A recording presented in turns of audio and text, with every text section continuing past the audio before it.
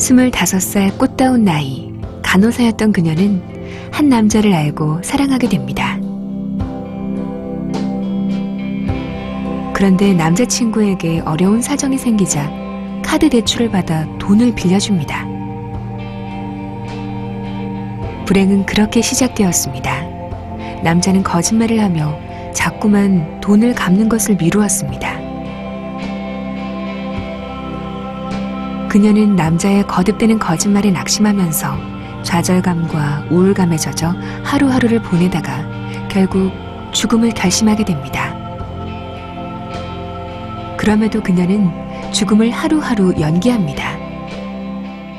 오늘 죽어야겠다라고 결심한 이후에 이제 친구에게 연락이 와서 영화를 같이 봅니다. 그래서 그 자기 상황 자체는 바뀌지 않았지만 친구와 같이 본 영화가 이제 그분에게는 또 의미가 있었던 것으로 좀 판단이 되고요. 그래서 뭐 영화는 재미있었고 눈물을 흘렸다라고 얘기하면서 그러니까 그분의 삶을 누리고 싶어하는 욕구도 같이 있었던 거죠. 그러나 친구들한테 더 이상 연락이 오지 않고 남자친구마저 일본으로 떠났던 그날, 그녀는 결국 세상을 떠났습니다.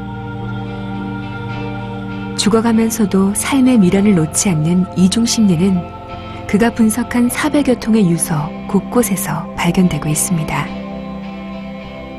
특히 이제 기억에 남는 사례 중에는 이제 칼을 사자. 근데 나는 이제 칼로 죽어야겠다. 칼을 사자. 복권과 함께라고 표현한 유서가 있었습니다. 이를테면 칼은 자기의 생명을 끊는 도구로서의 칼을 구입하는 것인데 복권이라는 것은 사실은 미래의 희망을 줄 수도 있는, 굉장히 희망을 줄 수도 있는 그런 도구를 칼과 함께 사야겠다라고 유서에 표현한 부분이 바로 그런 삶과 죽음이 굉장히 왔다 갔다 하면서 그분이 삶과 죽음을 고민했던 모습들이 극단적으로 나타나는 그런 모습이라고 볼 수 있을 것 같습니다. 죽음을 계획하는 순간에도 살 궁리를 하는 마음. 유족이나 친구들은 자살자가 보였던 삶의 의지를 기억하면서 자살을 믿을 수 없다고 항변합니다. 그것이 바로 우리를 혼란스럽게 하는 자살자들의 이중 심리인 것입니다. 죽겠다고 말하는 놈은 안 죽는다. 관심을 끌거나 2차적인 이득을 얻으려고 한다 이렇게 하는데 실제로 자살 예방 전문가들이 연구를 해보니까 죽겠다고 얘기를 하거나 위협하는 사람이 70% 이상이 자기 파괴적인 행동을 한다는 겁니다. 누가 힘들다 죽겠다고 얘기하면 일단 긍정적으로 반응해달라는 거예요. 아, 너 뭐 요새 힘든 일이 있구나. 어떤 일이 있어서 그러니 너하고 나하고 어떻게 보면 그거가 좀 약화될까 그렇게 좀 해달라는 얘기하고 싶고요. 간호사의 얘기에서 또 하나 주목할 점은 그녀가 심리적으로 인지적 몰락 현상을 보였다는 점. 일반적으로 인지적 몰락이 생기게 되면은 정상적인 사람들이 생각하는 그 합리적인 사고 흐름이 생기질 않습니다. 근데 그런 그 사고는 대개는 언어나 글 같은 걸로 표현이 되게 되는데요. 앞에 문장과 뒤에 문장 간에 문맥이 안 맞는 현상들이 생기고 또 중간중간에 이제 누락이 돼버리는 현상도 생깁니다. 또 이제 이 상황에서 난 어쩔 수가 없을 것 같다는 어떤 절망감, 이런 감정 부분이 주로 나오고 해결할 방법, 여태까지 써왔던 방법이 꼭 그 좋은 방법은 아니었지만은 그런 시도조차도 자꾸 없어져 가기 시작합니다. 심리적으로 인지적 몰락 상황이 되면 사람은 일명 터널 사고에 갇히게 된다고 합니다. 마치 우리가 차를 타고 가다가 터널에 들어갔을 때 깜깜하게 주변에 아무것도 없는 것처럼 느껴지고 그냥 저 멀리 나갈 수 있는 그 작은 그 구멍만이 하나 보이는 그 현상, 이걸 갖다 우리는 터널시라고 얘기하는데요. 이런 터널시 상황에 빠지게 되죠. 그래서 유일한 방법이다. 지금 이렇게 어려운 상황에서 이렇게 어둡고 컴컴한 곳에서 피해 나갈 수 있는 방법은 저 멀리 있는, 지금 저기에서 보이고 있는 죽음이라는 것, 이거 외에는 다른 방법이 없다라고 생각하게 되는 것, 이걸 우리가 터널시라고 얘기를 합니다. 그동안 이해가 안 갔던 숱한 자살 사례들. 어쩌면 터널 사고 때문은 아니었을까요? 인간이 스스로를 죽음으로 내모는 일은 지난 100년 동안 인류가 풀기 어려웠던 난제였습니다. 자살 이유를 사회적인 배경에서 찾으려고 했던 뒤리캠의 연구에서부터 인간 내면의 복잡한 심리 현상으로 파악했던 정신분석학 연구에 이르기까지 수많은 자살 연구가 있었습니다.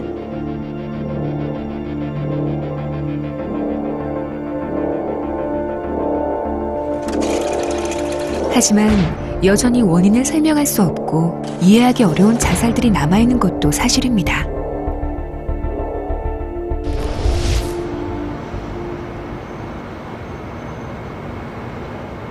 미국 플로리다 주립대학 심리학과 토마스 조이너 교수는 대중이 이해하기 쉬운 자살 심리를 발표, 주목받고 있는 학자입니다. 그는 세계에서 두 번째로 왕성한 저술 활동을 한 임상심리학자입니다. 그의 이론을 들어봤습니다. And it has two components. One is perceived. 타인에게 내가 짐이 된다는 생각, 그리고 사회적 고립감이 생길 때 인간에게는 죽고 싶은 욕구가 생긴다고 합니다. 그러나 이것만으로는 자살이 일어나지 않습니다. 자살을 실행할 수 있는 능력, 다시 말해 신체 고통에 익숙하거나 두려워하지 않는 마음이 겹쳐질 때 자살이 발생할 수 있다고 말합니다. Social pain looks in the brain much like physical pain does. And there's an area there's several areas in the brain that are affected when physical pain occurs. One is the anterior cingulate cortex. That area of the brain is pretty active when one experiences physical pain. Some researchers in this country and around the world have shown that the same thing happens with regard to social pain. The same brain areas are active when one is undergoing social pain as when one is undergoing physical pain, which is a pretty fascinating result. 사회적인 고립감을 느끼면 인간은 신체적 고통만큼이나 큰 아픔을 느낍니다. 그런데 여기에 더해 타인에게 짐이 된다는 생각도 생기면 인간은 위태로워집니다. 성적이 떨어져서 가족 눈치를 보는 학생도 짐이 된다는 생각을 느낄 수 있다고 합니다. If the message is sent, you're not meeting our expectations. You're never going to meet our expectations. You're not contributing to our family. You're not contributing financially or reputationally to our name or to our family. If those messages are sent, they can definitely make someone feel that they're not valuable and they're not contributing. And that's another version of burdensome. 그러나 조이너 교수는 사회적 고립감과 짐이 된다는 생각만으론 죽지 않는다고 말합니다. 고통에 대한 내성이 합쳐졌을 때만이 삶이 무너진다고 말합니다.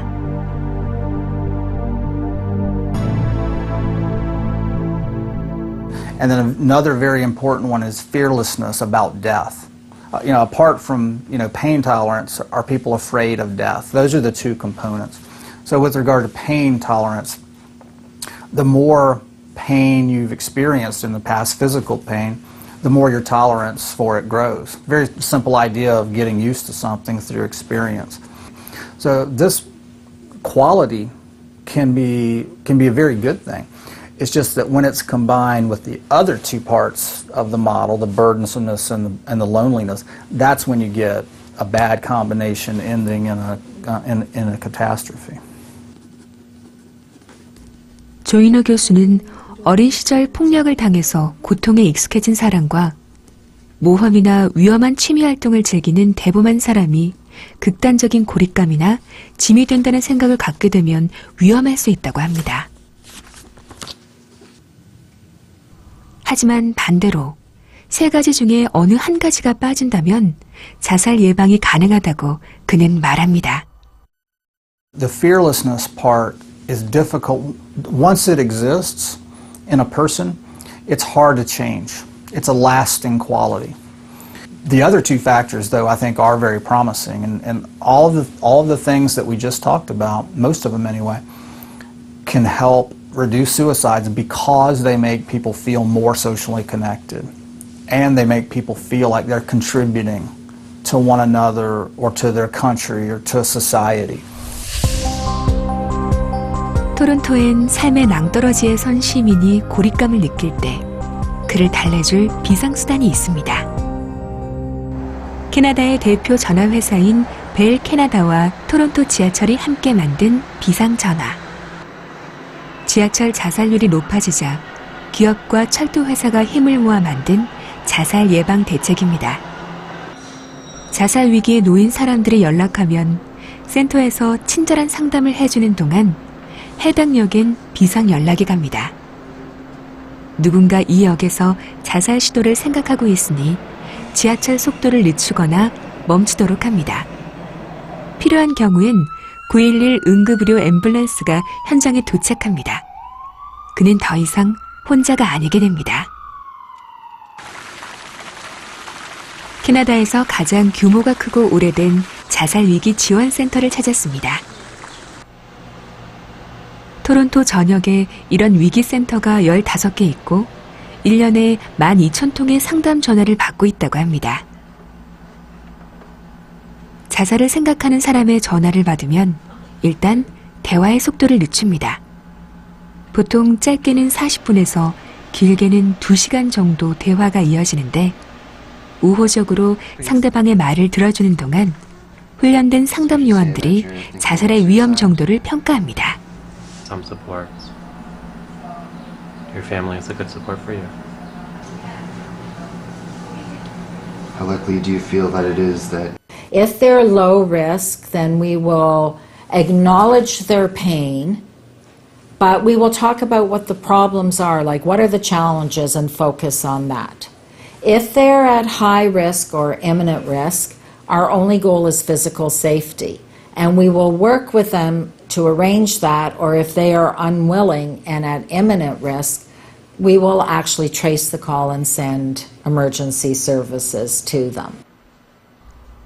상담원은 대부분 훈련된 자원봉사자들입니다. 봉사자 교육은 모두 무료로 이뤄집니다. The best suicide prevention programs are delivered by trained volunteers.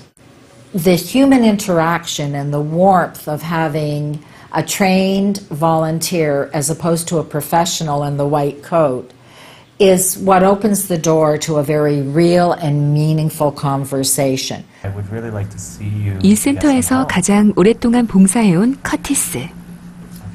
Because a lot of our callers don't have the opportunity to talk with friends or family, or they might be embarrassed or ashamed to go to a professional or talk to their doctor. And a lot of our calls are from people who are really isolated. They don't have a lot of support. So we really are a great support for someone who's just looking for someone to talk to. And the reason that we find these calls so important is that we know that isolation can lead someone into crisis. So if other things are happening in their life and they don't have those supports to go to, this is where you see that risk for suicide really elevating and increasing. 전화가 연결되어 있는 동안 그들은 외롭지 않았다고 말합니다. 내 말을 평가하지 않고 내 말에 귀 기울여주고 무엇보다 비밀을 유지해주는 상담원들의 노력에 그들은 진심으로 감사해하고 있었습니다.